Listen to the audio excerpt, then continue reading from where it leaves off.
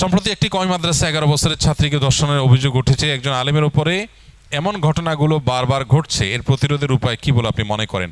সর্বপ্রথম কথা হলো যে মাদ্রাসা হোক আর স্কুল হোক, আবাসিক প্রতিষ্ঠানগুলোতে যে সমস্ত অনাচার হয়, এই অনাচারগুলো বন্ধে আমাদের পদ্ধতিগত বেশ কিছু সংশোধনী আনা গুরুত্বপূর্ণ।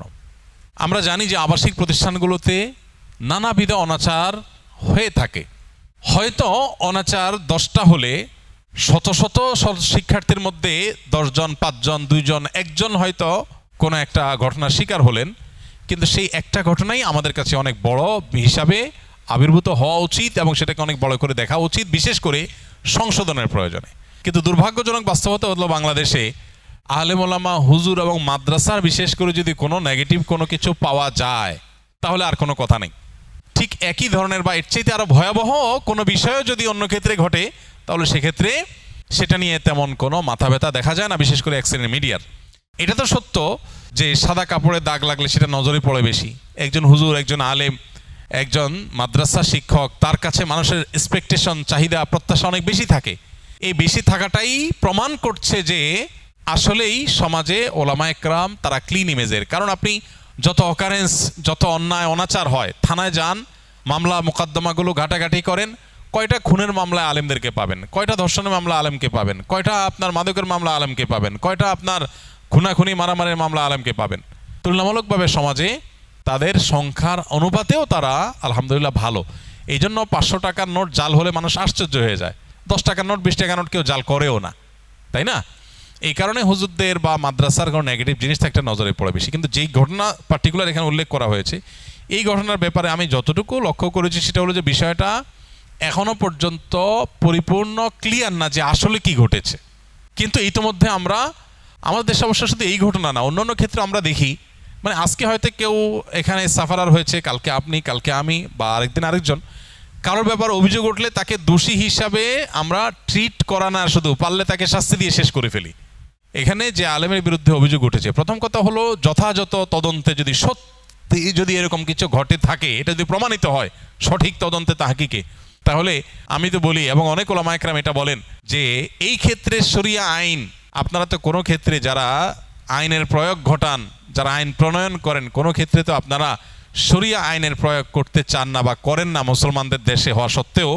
আলেম ওলামারা কেউ অন্যায় করলে তিনি নিজে তো শরিয়া আইনে বিশ্বাসী, যদিও শরিয়া আইনে বিশ্বাসী না হলে কেউ মুসলমানই থাকার কথা না, সবাই বিশ্বাসী হইতে হবে এজ এ মুসলমান।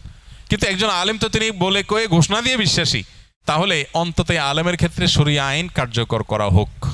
কোনো আলেম যদি কেউ দোষী সাব্যস্ত হয়, তার পক্ষে 1 সেকেন্ডের জন্য ওকালতি করতে বাংলাদেশে কোনো আলেম আসবে না।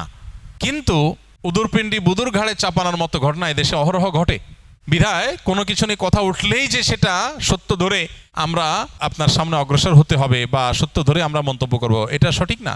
কুমিল্লার একটা ঘটনার ব্যাপারে এই কয়েকদিন আগে এরকম শুনেছি, সেটাও মহিলা মাদ্রাসার ঘটনা, অথচ পরবর্তীতে পুরো জিনিসটা উঠে আসছে যে একদম তদন্তে বের হয়ে আসছে যে যা রটেছে, সাধারণত বলে যা রটে কিছু না কিছু বটে, যা রটেছে তার কিছুই বটে না, অন্য কিছু বটে। তো দুর্ভাগ্যজনক বাস্তবতা, এটাও আমাদের দেশে হয়। তো সেই জিনিসগুলো আমাদের মাথায় রাখতে হবে। তবে সবশেষে যে কথা বলতে চাই, মাদ্রাসা, মহিলা মাদ্রাসা হোক, ছেলেদের মাদ্রাসা হোক, আবাসিক মাদ্রাসা, দায়িত্বশীলদের অনেক বেশি দায়িত্বশীলতার পরিচয় দিতে হবে, যাতে কোনো রকম বিচ্ছিন্ন ঘটনা দিয়েও দুর্নাম করার সুযোগ না পায় কেউ। এই দায়িত্বশীলতা আমাদের অর্জন করতে হবে এবং মাদ্রাসা শিক্ষা বোর্ডগুলোর দায়িত্বশীল যারা আছেন তাদের দায়িত্ব অনেক বেশি। আমরা তাদের প্রতি উদাত্ত আহ্বান করব এই বিষয়গুলোতে প্রত্যেকটা ঘটনার পর নিরপেক্ষ তদন্ত করা, সঠিক ঘটনা বের করে আনা এবং কোনো কারোর ব্যাপারে যদি অভিযোগ প্রমাণিত হয় তার জন্য শাস্তি কার্যকর করার জন্য আলেমদের সবার আগে কথা বলা, এই জিনিসগুলো আমাদের কর্তব্যের অংশ। আল্লাহ রাব্বুল আলামিন আমাদের সমাজকে সুস্থ এবং সুশৃঙ্খল করে দিন। এত অনাচার যে হচ্ছে সমাজে, আমরা যদি এই আবাসিক প্রতিষ্ঠান বাদ দিয়ে এমনি জেনারেলি বলি, এত ব্যভিচার, এত ধর্ষণ, এত অনাচার হচ্ছে যে এগুলোর পেছনে অনেক অনেক দিক আছে যেগুলো আমরা খেয়াল করি না। কেন এগুলো হচ্ছে? আপনি নানাভাবে অশ্লীলতার বিস্তার ঘটাবেন, নানাভাবে মানুষকে উচ্ছৃঙ্খল হতে আপনি উৎসাহিত করবেন, সহযোগিতা করবেন, আর দুর্ঘটনাগুলো ঘটার পর শুধু হা হুতাশ করবেন, এটা তো আসলে হয় না। এই জন্য অনাচারের পথগুলো বন্ধ করা দরকার। আবাসিক শিক্ষা প্রতিষ্ঠানগুলো আরও দায়িত্বশীল হওয়া দরকার, মাদ্রাসার দায়িত্বশীলেরা, শিক্ষা বোর্ডগুলোর, মাদ্রাসা শিক্ষা বোর্ডগুলোর দায়িত্বশীলেরা এবং মাদ্রাসা হোক আর স্কুল হোক, কলেজ হোক, বিশ্ববিদ্যালয় হোক। ঢাকা বিশ্ববিদ্যালয়ের একজন শিক্ষার্থী আত্মহত্যা করেছেন কিছুদিন আগে দুর্ভাগ্যজনকভাবে। তার আত্মহত্যার পেছনের যে ঘটনা সেটা ঘাটাঘাটি করতে গিয়ে যে বাস্তবতা উঠে আসছে, সেটা নিয়ে দেশে তো তেমন কোনো হইচই হচ্ছে না বা শোনা যায় না সেরকম, অথচ সেটা তো একই কেস অলমোস্ট, সেটা নিয়ে তেমন কোনো আলাপ নেই। তো এই জন্য যেখানেই হোক না কেন আমরা এগুলোকে ভাগাভাগি না করে এগুলোর বিরুদ্ধে সামাজিকভাবে সবাইকে সচেতন হতে হবে।